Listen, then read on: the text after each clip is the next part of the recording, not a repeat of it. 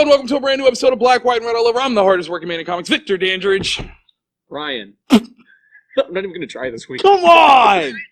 I keep sitting here like, you okay, do, like, dude, it's going to be there. It's going to be some brilliant stuff. Listen. I'm still me. What we're going to do, no. What we're going to do is, at some point, we're going to do some wrestling promos, right? And you're just going to come out, I'm Ryan Seymour! Like, something to that effect. It's going to be amazing. Oh yeah, come on. So come Ric on. Flairish. Yes! Like, I don't, like, bald Ric Flair. Like, if, like, Ric Flair sucked. I don't know if that's... It's not possible. Couldn't we not go, like, I don't know, Stone Cold Steve Austin, Goldberg, maybe? These are guys that were bald and beautiful. Gold Dust. Yeah, Gold Dust. There you go. Fought Stephen Amell, right? I think that's right. Is it right? I think. I don't know. I don't watch wrestling enough anymore. I'm sorry.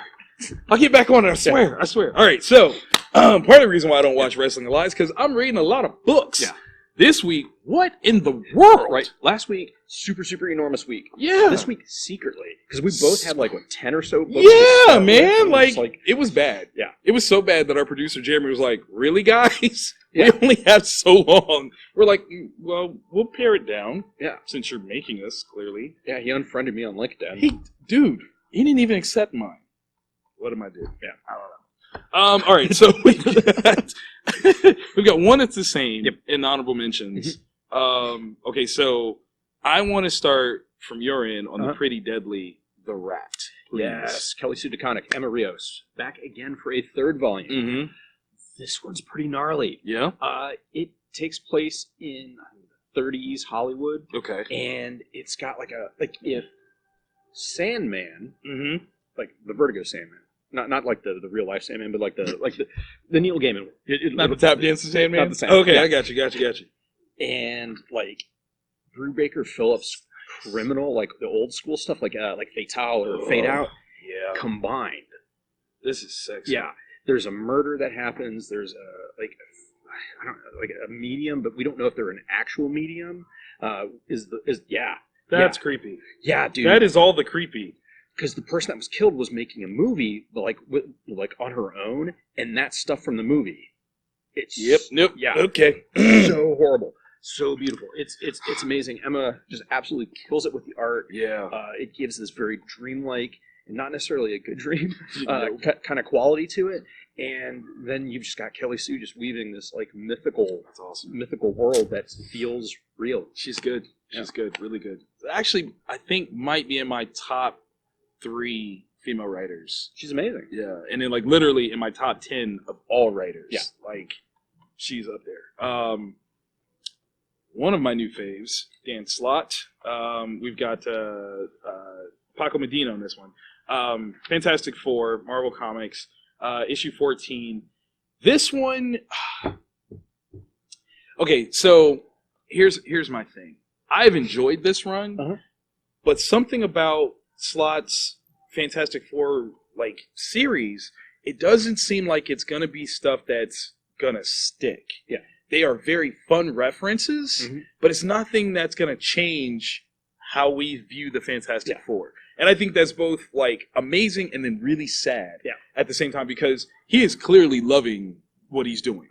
He is an absolute fan. I would almost say like him writing Spider-Man was like a test of whether or not he's going to be allowed to do the Fantastic Four.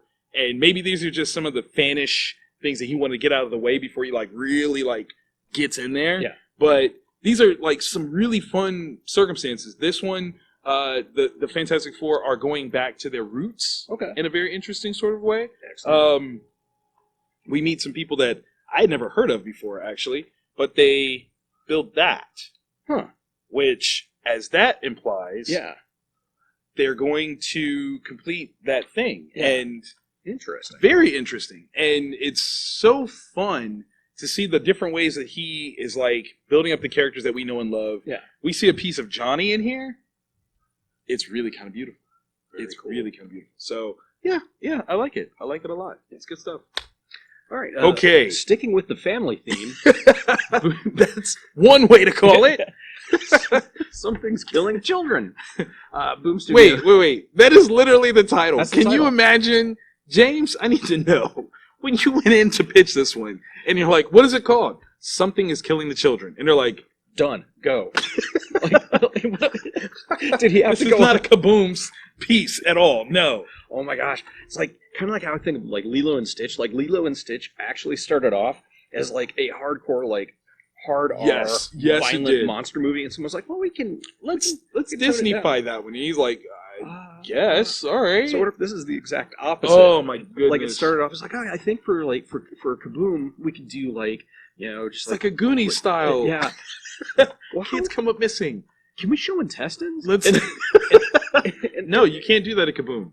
What about Boom? What about Boom? What about Boom? James Deneen the Fourth. Yeah, absolutely nails it. Oh my gosh. Werther Dell'Edera. Wow. Art-wise, what did beautiful. Like when you got his ideas, where you're like, do I more guts? Yeah. Like, or did you pray first? Yeah. I would have prayed first. If I was given this script and I was supposed to illustrate it, I would have prayed. I would have burnt something to make sure that I'm not inviting this negativity into my life. Like there's some Cannibal Corpse album covers that are banned in Europe, and there's some stuff in here that I'm like, I have to admit, it's okay, more corpsey and cannibalery. If season 4 of Stranger Things isn't on this level, stop. Why bother? Stop. Why bother? Like, if you're not in the James, if you're not in the writers' room for season 4, stop. Like, this is where we need to go. Yeah. It's been 3 seasons, so now we need to take it to this level. Because the kids are older now. Yeah, they are. I mean, they're ready. Yeah, the threats have been bad, but this. Yeah. Oh my gosh. We need a 1985 threat level here. Mm-hmm. No. This last one was 85, wasn't it? So we need 86. That's almost RoboCop. Yeah. So, what's up? We're okay. 86 is the year of Watchmen. Mm-hmm. Okay. Crisis on Infinite Earths wrapped up. People died in that. Yeah. That's what we need. My 11th birthday. You know how many people died at that? Oh my gosh, man! How many people died at that? 7. I need you to have an answer. Actually, that actually was terrible. When jokes go too far, so I don't know that he's joking. I'm not going to keep pressing this one. I don't know what the statute of limitations are on that situation. So, did you like this book? I loved it. It's like there's a monster that's killing kids, and there's a monster hunter that is coming to town to try to stop it. So awesome. Yeah. I feel like it needs a soundtrack. It should have come with a playlist. Oh my gosh! Yeah. Right? Like, it should have come with a playlist. James, if you're watching, you're probably not. But if you were, maybe. What songs? I'm getting like it's definitely going to be like a goth kind of vibe to it. Yes. Let us know. Yeah, what those songs might be, and we will play them while reading this again. Yeah, and again. God, what if he was like listening to the B-52s, like Love Shack or something? Well, if you see a faded sign, the kids are going to die. Like that's I don't know. Like that's maybe. I mean, that's how the process works. How many kids died versus how many bangs are there in Love Shack? Think about it. It's too mad. You quitter. Yeah. You quitter. So, going into more family-friendly things, Dark Red, number 6, Tim Seeley, Corin Howell, new story arc begins here.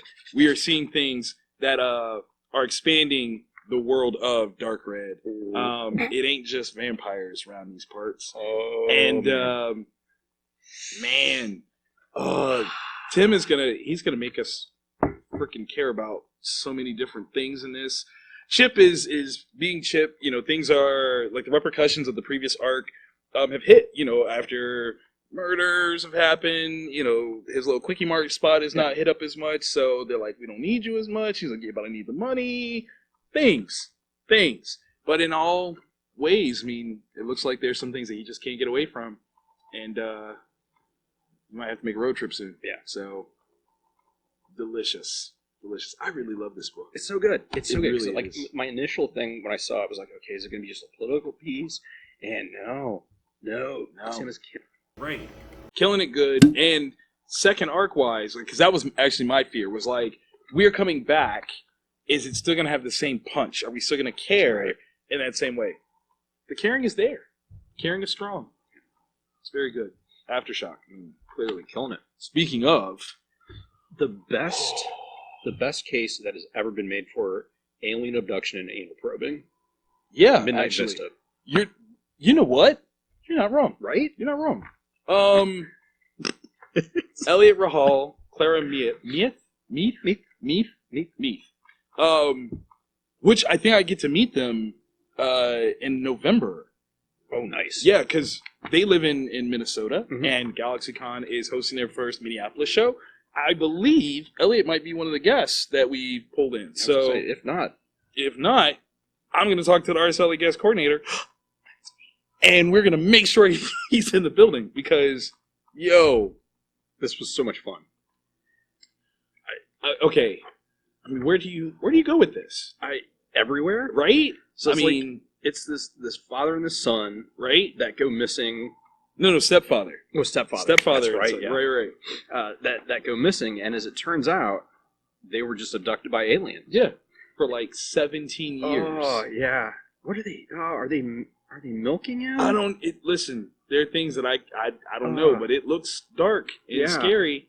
And I mean, okay, so imagine being of this town, right? Those dudes, man. Those dudes crack me up. Oh, they're so amazing. And like one panel, I'm sold. Imagine being like law enforcement and you hear this name that clearly is an urban legend. Yeah. And you're like, nah. Right. Like, no way. And then verified? What? It's like the dude from Fire in the Sky. Wow, what was his name? Oh, dude. Like, now they've got like the DNA test to confirm. To confirm and verify. And they're like, no, that's actually him. You're like, what? So where have you like been for 17 years? I love he's like, well, I'm going to tell you. Glad that you asked. I'm still trying to figure it out a little bit myself, but full disclosure, I was being experimented upon by aliens. Aliens. Do you immediately knock him out, drug him, like, so, him crazy? Like, what do you do? Like, I don't... Yeah. When all the evidence, kind of points to you should listen to him, but at the same time, the evidence is so crazy that you're like, there's nobody really gets abducted by aliens. Like, come on. Was this a comic book? Right. Stupid. You crazy talk. I like the art. It was fun. It was very kinetic. It's got a cartoonish feel, which really kind of plays around with the sincerity of it. Like there's a very light quality to it. Yeah. So, but at the same time, there's like this kind of humorous X-Files vibe to it. So it's like this savory and sweet mixture that really kind of works. And the scene with the I'm big on alien abductions. I was really worried that you were not going to say alien abductions and that you were going to talk about the probe factor for a second. I was like, wait, hold on. Why do we keep going back to the probe? All the views on this particular episode are either going to skyrocket or drop. I don't know. Okay? I mean, I'm just saying, like, it's all about the probing. So, we're probing these books for your benefit. You're about to be on probation right now. If you keep that up, cut it out. We're going to get in trouble. It's a good book, though. Yeah, like, I really like it. It really was. Midnight Vista. Shout out to the cover by Juan Doe, though. Yeah, buddy. Yeah, Juan. Love it. What I love, Juan, thank you for drawing another exclusive cover for Comic Town. That's the shop that I own. Yes. So we'll have that for you for Dark Art Volume 2, Number 1. Wait, seriously? Mm-hmm. Did I see that one? No, it's not out yet. Oh, I was about to be like, wait, there's a cover and I didn't. Okay. Oh, okay. He's working on it. Okay, no, that's cool. Yeah, Comic Town's the best, people. Mm-hmm. It's the home of black, white, and red all over. What? It's where I would shop if I wasn't stealing from myself. Rycor. Okay, so no, IRS don't need to know about that. No. That's who's doing it. It's not him. It's Rycor. All right. So for the acrylic, what do we have? I think we have the exact exact same. Oh, yeah. Sweet. This is tough because this one was still good, but it was a letdown just in terms of like. Let's talk about it. Planning. Let's talk about it. House of X, issue 4, Hickman Laraz, Marvel Comics. We were on board. Like the slow start, kind of was like, and then like last issue, we're like, oh yeah.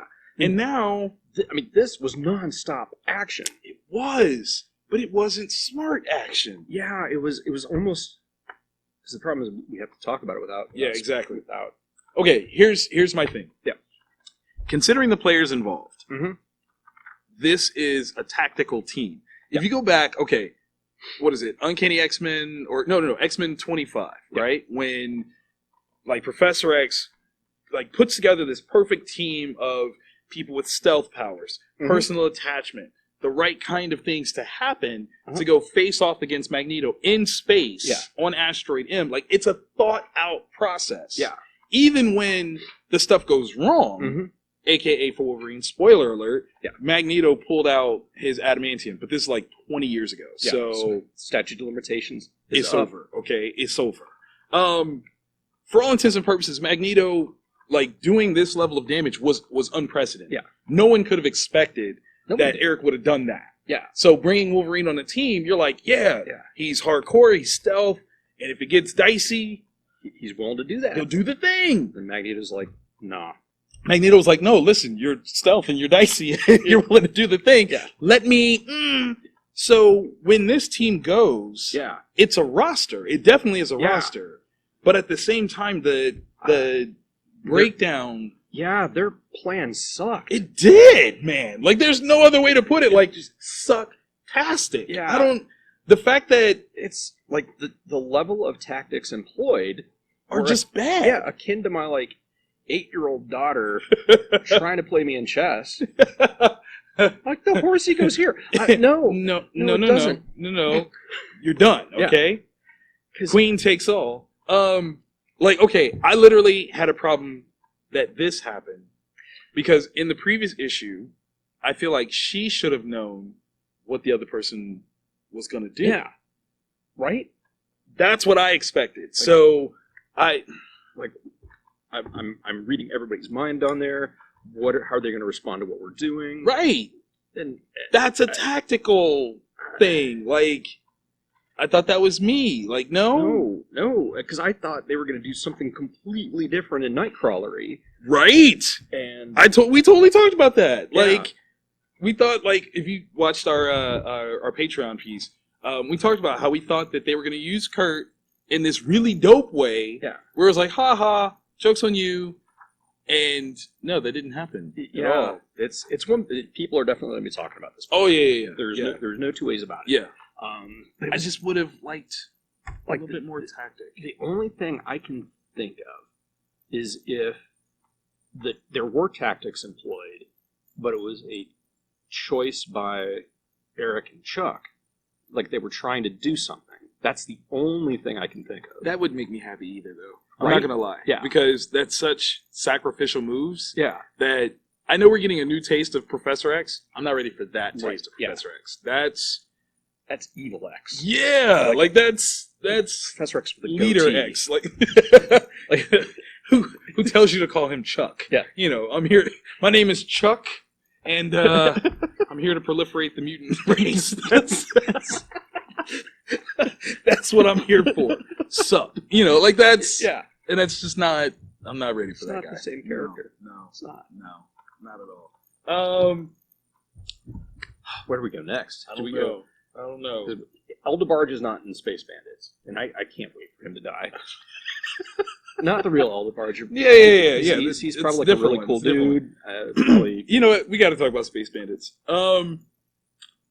Mark Miller, Matteo Scalera, Space Bandits #3. So listen. This resort that they go to. oh, we're not there yet. This resort that they go to. Uh-huh. True or false? Real simple. Mm-hmm. Would you or would you not go? Oh, and get in attack with the fish? No, not that resort. Not that resort. Oh, not that resort. Oh, yeah. Yeah, I would absolutely get in the fish tank. That's easy. The Robin, the Charlie. Yes, because listen, there's a page here that there's some things that are happening. Where you need helpers. Where is it? Where'd you go? There's two of them. Those two dudes? Yeah. And that, how do you, oh my gosh.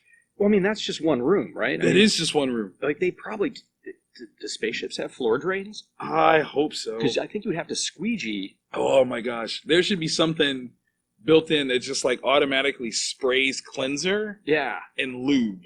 Yeah. Like, at the same time. Yeah, I'd go. Just... I mean, listen.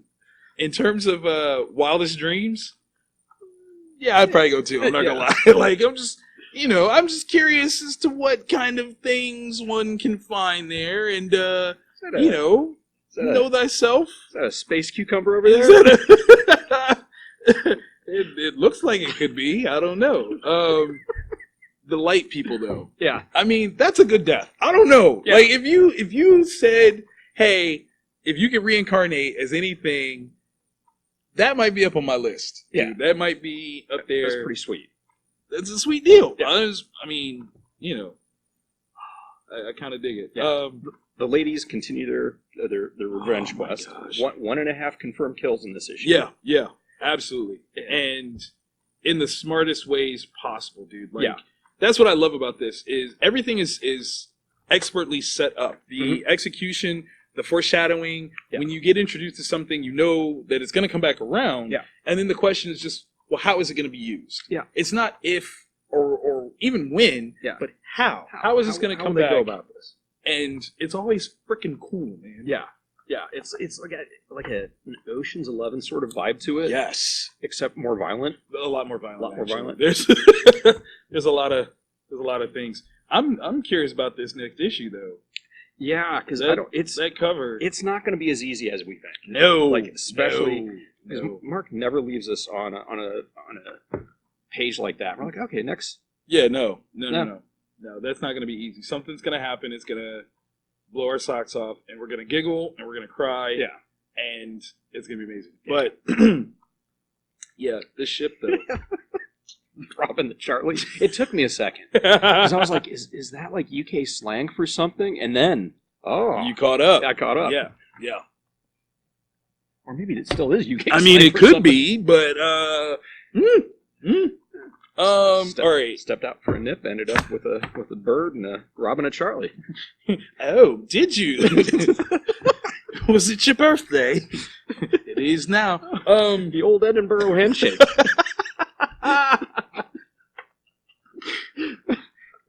And then he spilled McGinnis on the floor, if you know what I'm saying. That's not a thing. We are literally just making up bad sentiments that could sound God, like... What if there is? If we're cursing, we didn't know. We didn't know. I'm just stupid.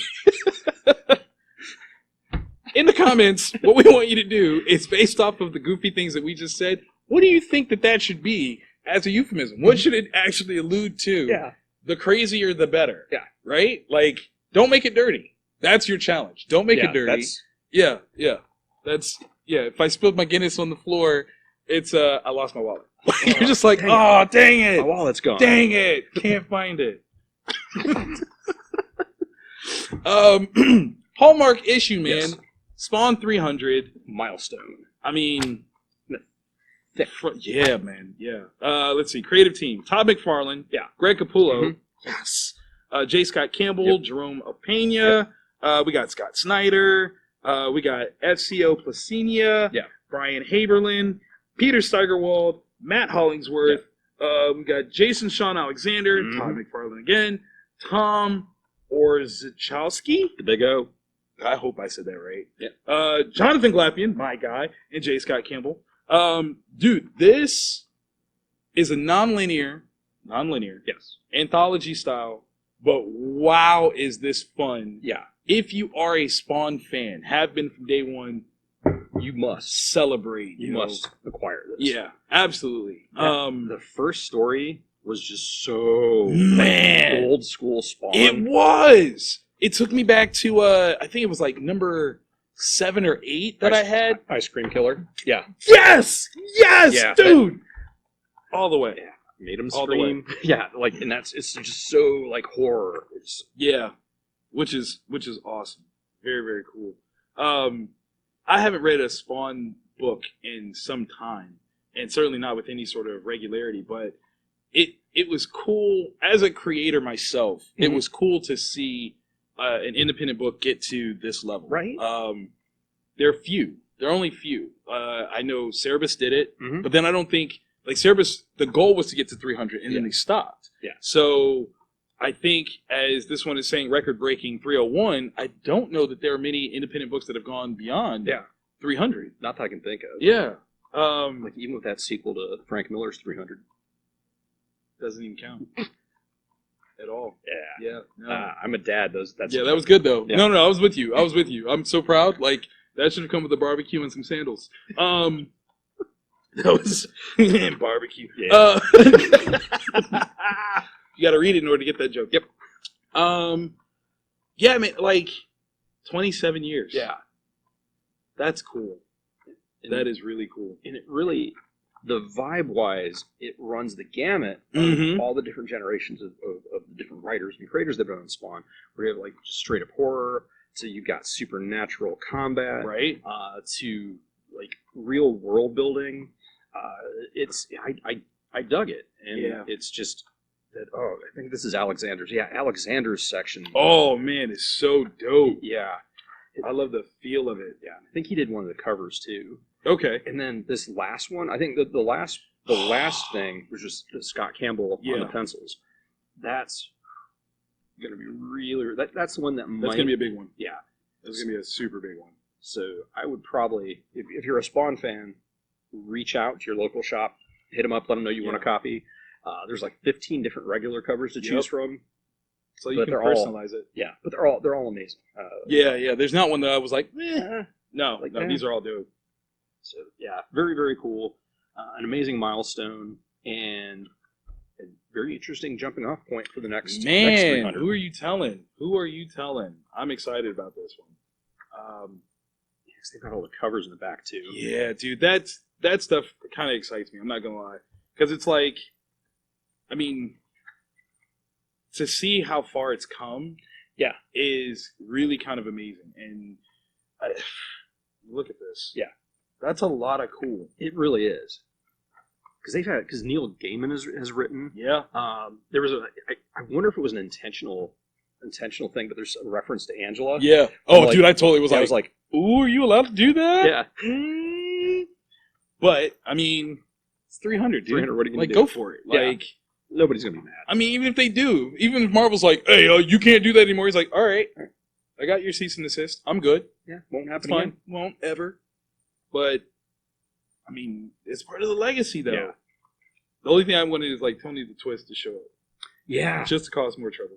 I don't think they can No, Yeah. you cannot do Tony the Twist Yeah. anymore. Like, he legit got sued for that one. by Tony Twist. Yeah. Like, the real Tony Twist, Tony, who's He was far like, more stop scary. doing that. Definitely now, for Yeah. sure, man. Nah, man, this is cool. Like, geez, look at this. Yeah, like just the creators that have been on this book all these years. That's It's just so awesome. crazy to think about. I mean, Capullo, like, he did 80 issues Right? of this. And, like, that's, I actually just rewrote his bio that we're using for the show. Mhm. Not that his bio was bad, it was just, like, outdated, because it was still claiming that he was on Batman. And I was like, Not so much. been a little bit. Yeah. But, like, they were talking about his 80 issues of Spawn, and I'm like, that was the perfect launch point for him to, like, really hone drawing capes and gothic, landscapes Yeah. before his, seminal run on Batman. So, super dope, man. Oh, yeah. Like, it's so cool to see how a creator like Todd could influence, a creator like Greg, who is now top of the game, and it all comes around full circle. It's really cool. So, man, some good reads. Very, very good. And, like, what else we put back? Doomsday Clock. Doomsday Clock, Um, Deceased, A Good Day to Die, which is important. Right. Do pick it up and read it. Is it? Yeah. Dang it! Oh, there's too many books. Yeah. Too many books. Up and down the line. Man, I did the Legion book. Which I need to. There's like a whole bunch of awesome creators. Like Jim There's Lee's so on much there. good Jim is on that one. Bendis wrote it. There's so Right. many things. Oh, There's a lot. there's a lot. It's a good week. It's a really good week. I hope this doesn't mean like the rest of the month's gonna suck. I mean, I'm fine if it does because we love comics. It all balances out. Yeah, balance. Thanos snap.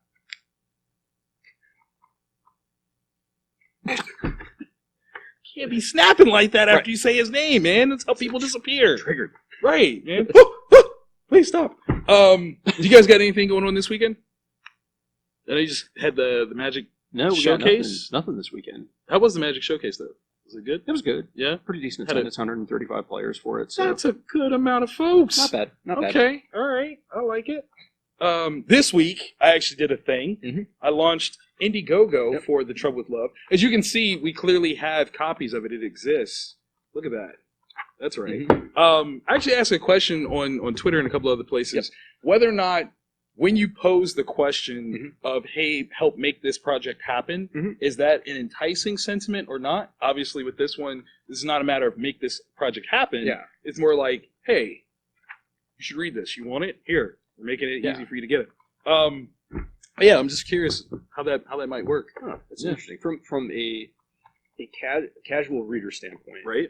It's awesome to be a part of that, especially if there's like stretch goals and different things that you can really, like, I'll pledge $50 if I get all these things. Right. Yeah, I would say it's a cool thing. Okay. All right.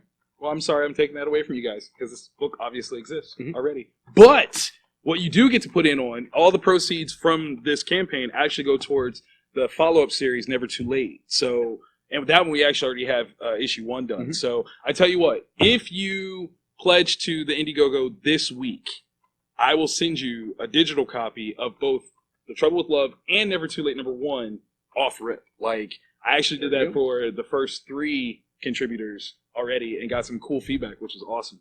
It might actually spark another project because it happens that way. I like y'all, and I want to give y'all stuff that you want to read.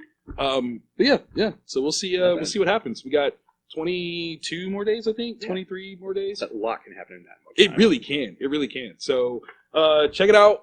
This is like my most critically acclaimed book to date. You kind of like this one. Yeah, like a little bit. Is it really?